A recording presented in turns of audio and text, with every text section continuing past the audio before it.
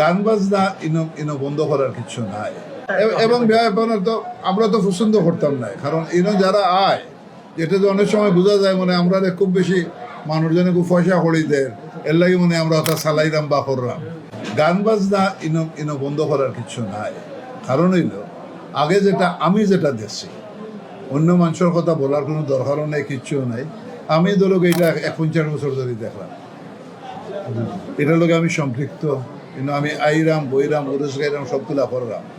এই উরুসর যে গান বাজনা যেগুলো হইতো, এখানে যেটা হইতো, এরা যেমন আছে চন্দ্রচড়ি মুড়ার বন, বিভিন্ন জায়গা থেকে মানুষজন আইতো। এই মানুষগুলো এখানে আওয়ার বাদে এরা বইতা, এরা যে গান গাইতা, এই গানগুলো আছে আধ্যাত্মিক গান, আল্লাহর লোকের একটা সম্পর্ক, যেটা তারার লোকে তারা যেটা বুঝে, তারা কতক্ষণ এইগুলো পড়তা, গানও গাইতা, গজলও গাইতা, এবার তারা এখানে মাঝে মিলাদও পড়তা, আবার যেমন আজান পড়তো নমাজের অত নামাজ পড়তা এরা, আবার তারা হলে বইয়া গফ করতা।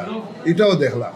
আর পরবর্তী সময় দেখলাম সব মশার বিরুদ্ধে সুরক্ষা দিতে এলো বসুন্ধরা এক্সট্রিম অ্যারোসল, মশার বিরুদ্ধে এক্সট্রিম সুরক্ষা। এটা আমাদের স্পিকার লাগাইয়া গান বাজাইতে, আবার সিনেমার গানও বাজাইতে, আবার মহিলারে ফার্লারও হাজাইয়া আনিয়াও তার গানের লগাইয়া এরাও নাচায়। এটার লোকে তো আমার এটার তো কোনো সম্পৃক্ত এইবার তো কোনো প্রশ্নই উঠে না। এটা আমি বাধা দিতাম কি তা না করতাম।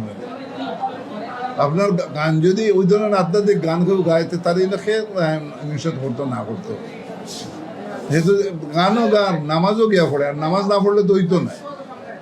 ওই যে বক্তর সময় যখন আজান হয় তখন তো আপনার নামাজও যাইতা। এবং ব্যাপার তো আমরা তো পছন্দ করতাম না, কারণ এরা যারা আয় যেটা তো অনেক সময় বোঝা যায় মানে আমরা খুব বেশি মানুষজনে খুব পয়সা করি দেয় এর লাগে মানে আমরা ওটা চালাইলাম বা করলাম। এরার তোলে আরো উল্টা খরচ লাগে, আরো 20-25-50 মন চাউল রান্ধি আর খাওয়ানি লাগে। হই থেকে হই জিনিসগুলা এটার তো পরিষ্কার করে তো এটা কেউ বুঝাইতে পারছে না, যেটা আপনারা আমি এখন বুঝাইলাম।